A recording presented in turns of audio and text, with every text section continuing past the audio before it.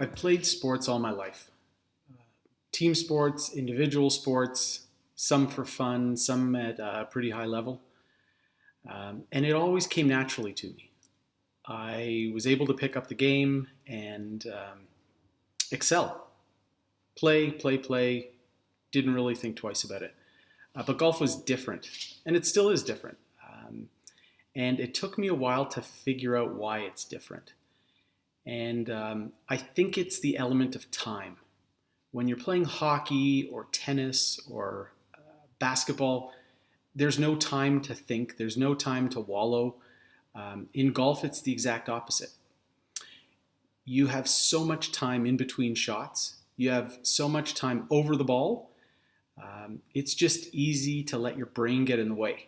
That's why I've tried to take some of the elements from other sports that I've played and bring them into golf. They've worked for me in other sports. Let's see if they work with golf. So I've got 3 principles that I'm now applying to my golf game that I've taken from other sports. Let me take you through them. Number 1 is basketball, and it's a focus on the target. Playing basketball, there's so much going on. You have people running around, you've got defenders, you've got your other players thinking about the routes they're going to run, what they want to do. And I always found when I had made the decision to shoot, all I looked for was the back of the rim. And try and zone everything else out and just focus on the back of that rim.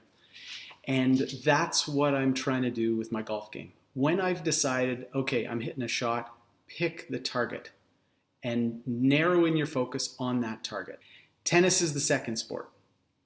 When you're playing tennis, there are so many shots you could possibly hit as the ball's approaching you. Some are really high percentage, others are lower percentage. And as I played more tennis, I started to learn to narrow down to a select number of shots. Just the 1 or 2 that I knew I could hit consistently. Don't bother trying that high looping lob. Chances are it's not going to happen. Keep the ball in play, keep the game going, and wait for your time to really try and put your opponent away. So I've adapted that into my golf game where I now think about the 80% rule. Can I hit this shot that I'm thinking about 8 out of 10 times? If I can't do that, it's probably too low a percentage shot. I'm not going to execute well, and I might put myself in trouble. So I really focus on having a shot in front of me that I can feel confident about. And I know I've hit it before, and if I had 10 balls in that same spot, I'd probably get 8 out of 10 where they needed to go. Hockey's the third sport. It's so fast-paced. You've got players all over the ice.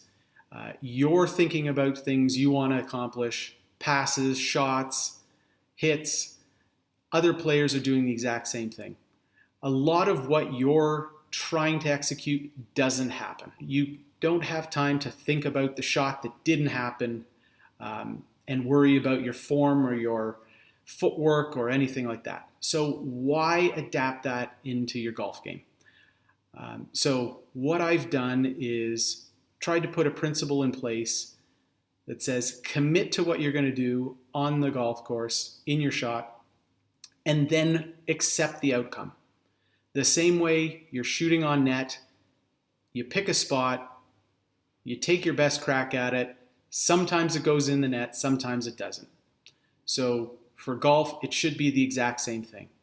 Focus your attention and energy on making it happen, but if it doesn't, move on. Go find that ball and hit it again with commitment, with a target, and knowing you can do it 8 out of 10 times.